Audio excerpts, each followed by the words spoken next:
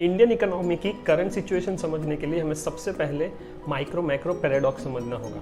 Micro macro paradox दोस्तों वो होता है जिसमें कोई भी एक्शन माइक्रोस्कोपिक लेवल यानी छोटे लेवल पे प्रॉफिटेबल लग सकती है, लेकिन वही चीज़ ज़रूरी नहीं कि मैक्रोस्कोपिक यानी बड़े लेवल पर प्रॉफिटेबल हो, वो एक लॉस भी कर सकती है। इसको एक एग्जाम्पल से भी समझा जा सकता है। सपोज आप पर्सनल सेविंग करते हो तो इससे आपको फाइनेंशियल स्ट्रेंथ और स्टेबिलिटी तो मिलेगा, तो ये आपको माइक्रोस्कोपिक लेवल पे फ़ायदा हुआ। लेकिन इसी चीज़ को अगर हम मैक्रोस्कोपिक लेवल पे देखें तो एक इकोनॉमी के लिए बहुत बड़ा नुकसान है। एक इन्वेस्टमेंट रुक जाएगा जिसकी वजह से कोई नई जॉब्स क्रिएट नहीं होगी और इन टर्न कोई नया इनकम जनरेट नहीं होगा, और ये लॉन्ग टर्म में इकोनॉमिक डिप्रेशन के फॉर्म में भी कन्वर्ट हो सकता है।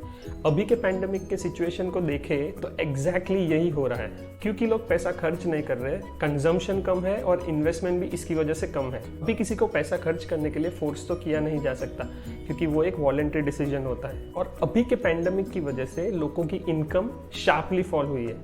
अभी इनकम फॉल हुई है तो उसकी वजह से पैसा कम आया है, पैसा कम आया है तो पैसा कम खर्च होगा, पैसा कम खर्च होगा तो डिमांड ऑटोमेटिकली कम हो जाएगा।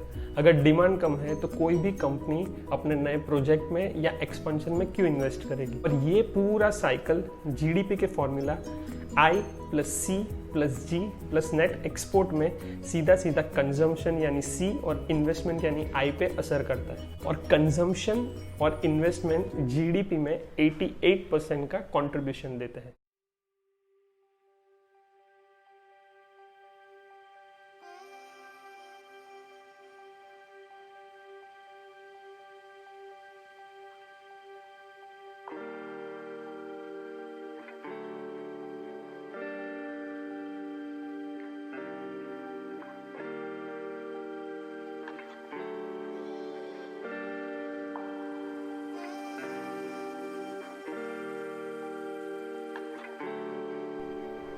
जो भी सामान आप खरीदो वो कंजम्पशन कैटेगरी में जाता है।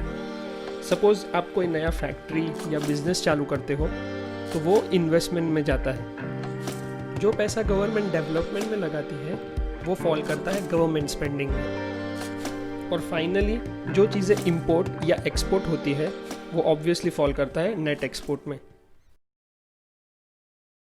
Q1 फाइनेंशियल ईयर 2021 का जीडीपी -23.9 निकल के आया है, जो इंडिपेंडेंस के बाद सबसे लो है।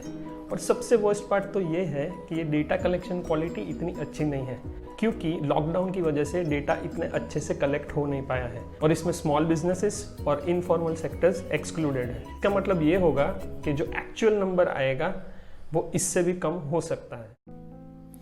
अभी हम की इंडिकेटर्स पे नज़र डालें तो कोल, सीमेंट, स्टील और बाकी सभी सेक्टर्स में डीप कॉन्ट्रैक्शन दिखता है। और सबसे सरप्राइजिंग बात तो ये है कि टेलीफोन सब्सक्राइबर में भी डाउनफॉल आया है 2% से कंपेयर टू लास्ट ईयर। ये देखकर फुल ईयर का जीडीपी सिर्फ प्रेडिक्ट कर सकते हैं। According to McKinsey and express research group इस साल का जीडीपी 7 से 15% से डाउन जाएगा, जो कि इकोनॉमिक लिबरेशन 1991 के बाद फर्स्ट टाइम इतना लो होगा। इसका सीधा मीनिंग ये होता है कि जहां हम 2020 में पहुंचने वाले थे उसको पहुंचने में हमें 3 से 4 साल और लगेंगे। मीनिंग हम इन टर्म्स ऑफ प्रोग्रेस बहुत पीछे आ चुके हैं, और ये सिर्फ पेंडेमिक ही नहीं, एक पुअर मैनेजमेंट की वजह से भी हुआ है। तो सॉल्यूशन की तरफ आते हैं। जैसे कि हमने वीडियो के स्टार्टिंग में देखा, सी और आई जीडीपी में 88% का कंट्रीब्यूशन देते हैं। वो कम्प्लीटली आउट ऑफ पिक्चर है। और जो ग्रोथ हमें नेट एक्सपोर्ट में दिख रहा है वो इसलिए नहीं दिख रहा है कि एक्सपोर्ट बड़ा है, वो इसलिए दिख रहा है कि इंपोर्ट या तो कम हुआ है या कम्प्लीटली बंद हो गया है। इंपोर्ट बंद या कम होने का एक और रीज़न हो सकता है कि आगे डिमांड ही नहीं है। अगर आगे डिमांड नहीं है तो वो चीज़ इंपोर्ट करके कोई मतलब नहीं। एक ही सॉल्यूशन बचता है, वो है जी, जो है गवर्नमेंट स्पेंडिंग। गवर्नमेंट को अपनी स्पेंडिंग बढ़ानी पड़ेगी। गवर्नमेंट को अपनी स्पेंडिंग बढ़ाकर लोगों के हाथ में सीधा पैसा देना पड़ेगा। कंजम्पशन का साइकिल ऐसे ही चालू हो सकता है, और ये सिर्फ और सिर्फ नीचे के लेवल से चालू किया जा सकता है। और ये सिर्फ मैं ही नहीं, सारे बड़े बड़े इकोनॉमिस्ट ने यही कहा है। और ये सेम फॉर्मूला यूएस, कनाडा और काफ़ी यूरोपियन कंट्रीज भी इस्तेमाल कर रही है। फिर सवाल ये आता है, गवर्नमेंट पैसा खर्च क्यों नहीं कर देती? वो इसलिए नहीं कर रही है क्योंकि गवर्नमेंट के पास इतना पैसा है ही नहीं। According to recent report, India का public debt to GDP ratio 85% से 91% तक पहुंच सकता है, by the end of this year.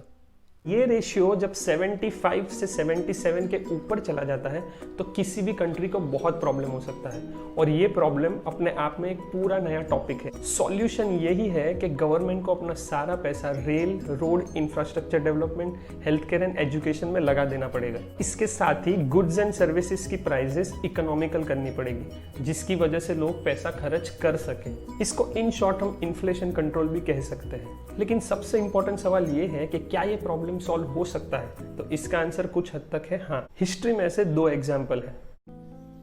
First है द ग्रेट डिप्रेशन ऑफ 1929, जब सिर्फ यूएस का ही नहीं पूरे वर्ल्ड का जीडीपी 15% से गिर गया था। तब यूएस के प्रेसिडेंट फ्रैंकलिन रॉजवेल्ट ने न्यू डील प्रोजेक्ट लॉन्च किया था, जो बेसिकली 3 R's पर फोकस करता था: relief for unemployed, recovery of economy bank and reform of financial system. इसमें जो रिलीफ फॉर अनएम्प्लॉयड है उसमें अनएम्प्लॉयड को कॉम्पेंसेशन दिया गया था और बाकी सारा पैसा इंफ्रास्ट्रक्चर डेवलपमेंट में लगा दिया गया था, जिसकी वजह से इकोनॉमी फिर से किक स्टार्ट हुई थी। पर अगर हम पैंडेमिक से कंपेयर करें तो स्पेनिश फ्लू एक और एग्जाम्पल है, जो साल 1918 से लेकर 1920 तक चला था, और तब भी 1918 में इंडिया की इकोनॉमी 30% से गिर गई थी, पर फिर 1919 में क्या हुआ, वही 15% से इंक्रीज भी हो गई। तो इधर भी गुड न्यूज़ ये है कि इकोनॉमी अभी इससे ज़्यादा नीचे नहीं गिरेगी और इधर से सिर्फ प्रोग्रेस ही होगा।